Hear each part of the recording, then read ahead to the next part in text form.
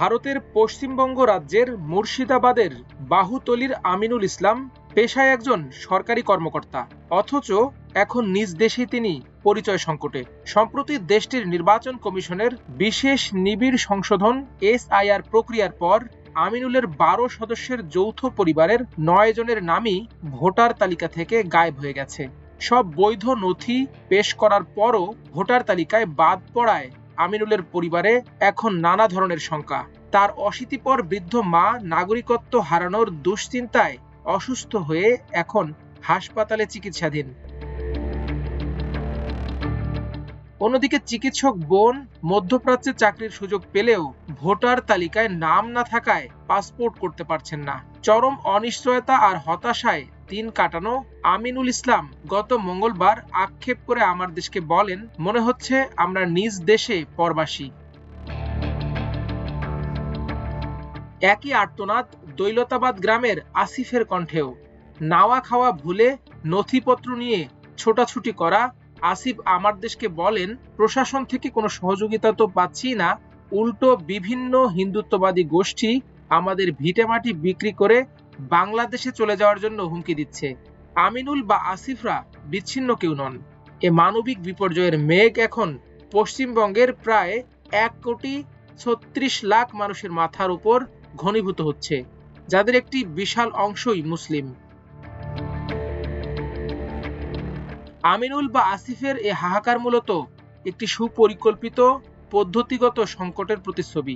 ভারতের কলকাতা ভিত্তিক অলাভজনক সংস্থা সবর ইনস্টিটিউট ও ফ্যাক্ট চেক সংস্থা অল্ট নিউজের পরিসংখ্যান বলছে, SIR এর নামে পশ্চিমবঙ্গ থেকে প্রায় 92 লাখ মানুষের নাম চূড়ান্তভাবে বাদ দেওয়া হয়েছে অথবা বিবেচনাধীন তালিকায় ঝুলিয়ে রাখা হয়েছে। উদ্বেগজনক বিষয় হলো, বাদ পড়া এ বিশাল গোষ্ঠীর 60% মুসলিম, যা জনসংখ্যার স্বাভাবিক অনুপাতের তুলনায় অস্বাভাবিকভাবে বেশি। এ বৈষম্যের সবচেয়ে নগ্ন রূপ দেখা গেছে হাই প্রোফাইল নির্বাচনী আসনগুলোতে। নন্দীগ্রামে মুসলিম জনসংখ্যা মাত্র 25%, তা সত্ত্বেও সেখানে বাদ পড়া ভোটারের 95.5% মুসলিম।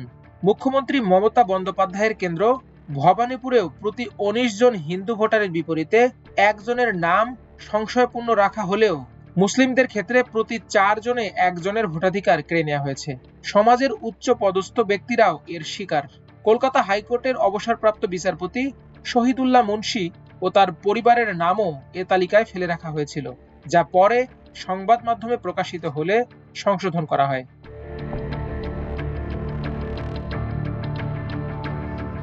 এই পরিসংখ্যানিক বর্জনের সমান্তরালে মালদহ ও মুর্শিদাবাদে শুরু হয়েছে এক অঘোষিত মনস্তাত্ত্বিক যুদ্ধ, যা কাশ্মীর উপত্যকার দমন পীড়নের কথা মনে করিয়ে দেয়। কালিয়াচকের শাহবাজের মতো সাধারণ মানুষ ধর্মীয় পোশাকের কারণে হামলার শিকার হচ্ছেন, অথবা আইনি প্রতিকার পাওয়ার বদলে উল্টো বিপদে পড়ার আতঙ্কে থাকছেন। হাবিবপুরের মৌলানা মুহিবুর রহমানের বর্ণনায় ফুটে উঠেছে কিভাবে ঐতিহ্যবাহী মাদ্রাসা শিক্ষা ব্যবস্থাকে জঙ্গি তকমা দিয়ে NIA বা CBI এর মতো কেন্দ্রীয় সংস্থাগুলো নিয়মিত হয়রানি করছে।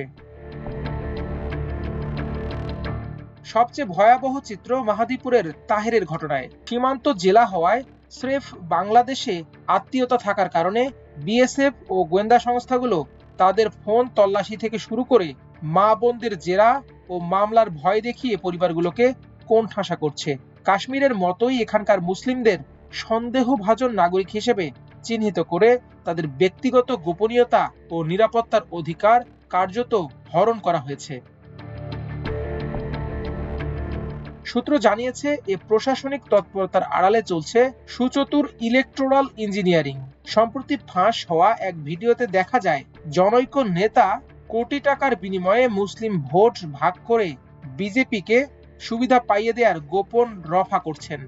सुरेंद्र जी को बोला, मेरा पास पैसा चाहिए, मैं मुसलमान को इकट्ठा करने के लिए, उनको चुनाव में मेरा पास वोट लेने के लिए, वो एक सीट में 3 करोड़ 4 करोड़ खर्चा होगा, नहीं पूरा लक्ष्य होगा 1000 मिलेगा तो बहुत मतलब 1000 करोड़।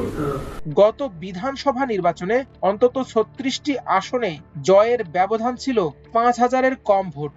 এর মধ্যে অনেক জেলাতেই দুই দলের ভোটের ব্যবধানের চেয়ে এবারের বাদ পড়া ভোটারের সংখ্যা দ্বিগুণ। যেহেতু মুসলিম ভোট সাধারণত বিজেপি বিরোধী বাক্সে যায়, সেহেতু এ পরিকল্পিত বর্জন প্রতিদ্বন্দ্বিতাপূর্ণ আসনগুলোতে বিজেপিকে অন্যায্য সুবিধা দিচ্ছে। মূলত এ গাণিতিক কূটকৌশল সফল করার জন্যই এসআইআর-কে হাতিয়ার হিসেবে ব্যবহার করা হয়েছে।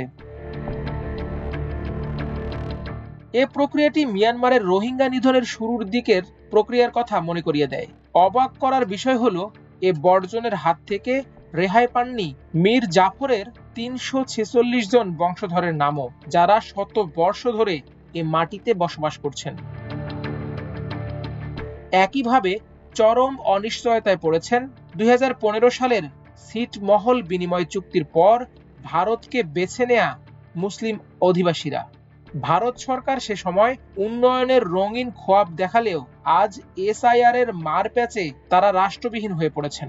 এখন তারা নিরুপায় হয়ে ফিরতে চাইছেন বাংলাদেশে, যা ভবিষ্যতে একটি পরিকল্পিত শরণার্থী সংকট তৈরি করতে পারে।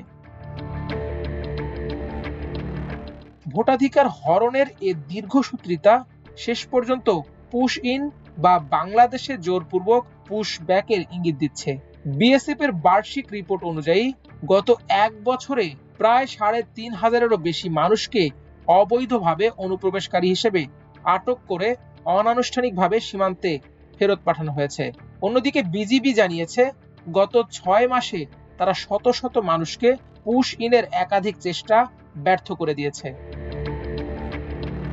মানবাধিকার সংস্থাগুলোর মতে, এ অভ্যন্তরীণ রাজনৈতিক কৌশল এখন একটি দ্বিপক্ষীয় সংকটের রূপ নিচ্ছে। পরিকল্পিতভাবে একটি বিশাল জনগোষ্ঠীকে নাগরিকত্বহীন করে সীমান্তমুখী করা বাংলাদেশের জন্য যেমন নিরাপত্তার হুমকি, তেমনি দক্ষিণ এশিয়ার অস্থিতিশীলতার এক নতুন কারণ। মালদহ আর মুর্শিদাবাদ কি সত্যি ভারতের ম্যাপে এক নতুন কাশ্মীর হয়ে উঠবে? উত্তরটা হয়তো লুকিয়ে আছে সেই লাখ লাখ মানুষের চোখের জলে, যারা ট্রাইব্যুনালের বারান্দায় এক টুকরো কাগজের জন্য আজ ভিক্ষুকের মতো দাঁড়িয়ে আছে। মাল্টিমিডিয়া ডেস্ক, আমার দেশ।